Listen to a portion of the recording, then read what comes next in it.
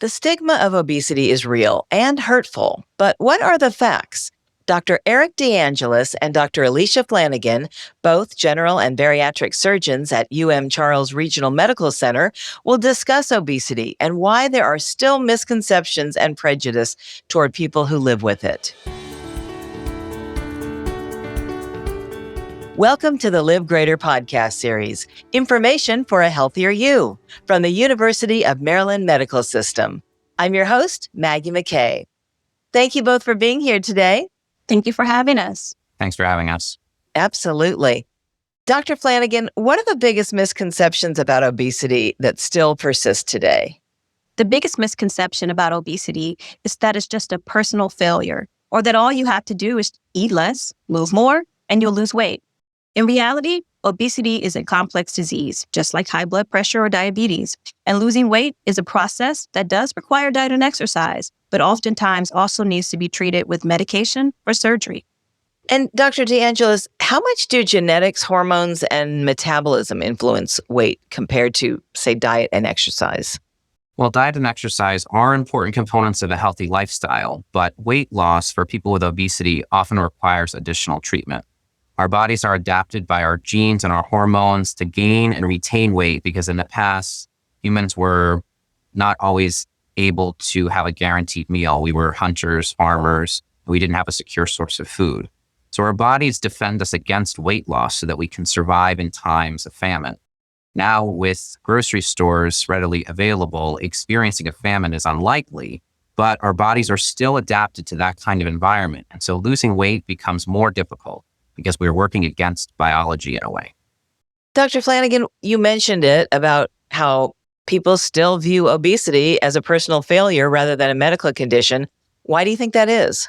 I can't speak for other people, but there are messages that we receive by media and other parts of society that value a certain body type and devalue people with extra weight.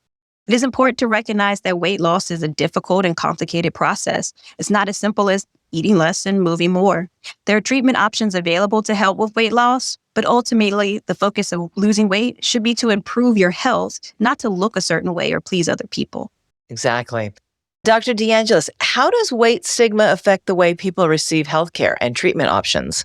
Well, people with extra weight frequently experience stigma from other people and sometimes even from medical professionals. And this can result in embarrassment or shame that prevents people from seeking healthcare, not only for weight loss, but any kind. So it is important to find a weight loss provider who is professional and knowledgeable about the disease of obesity and how it can be treated.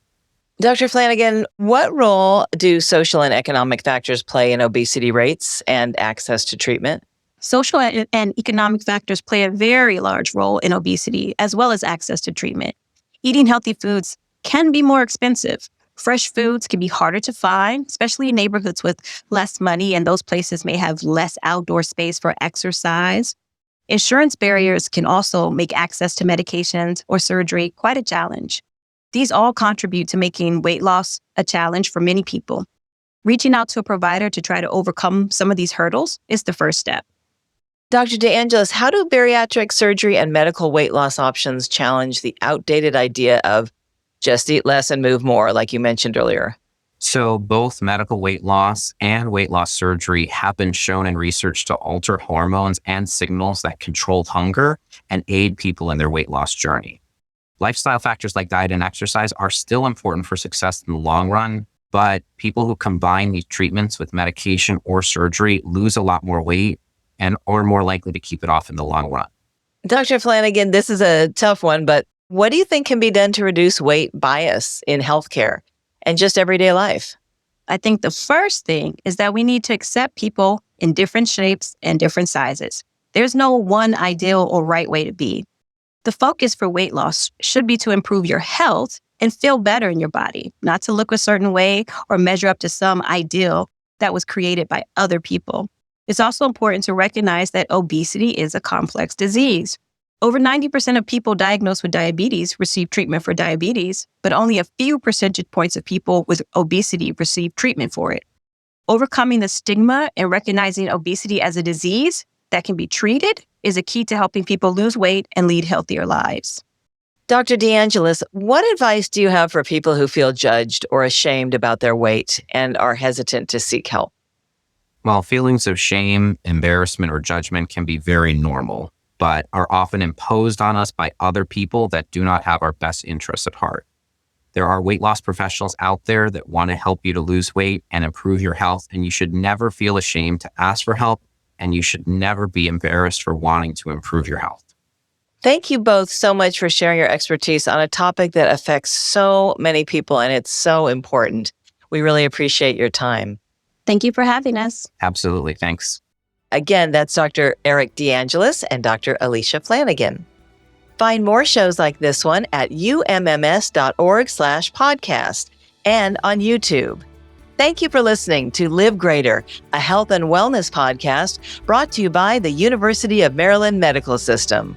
We look forward to you joining us again, and please share this on your social media.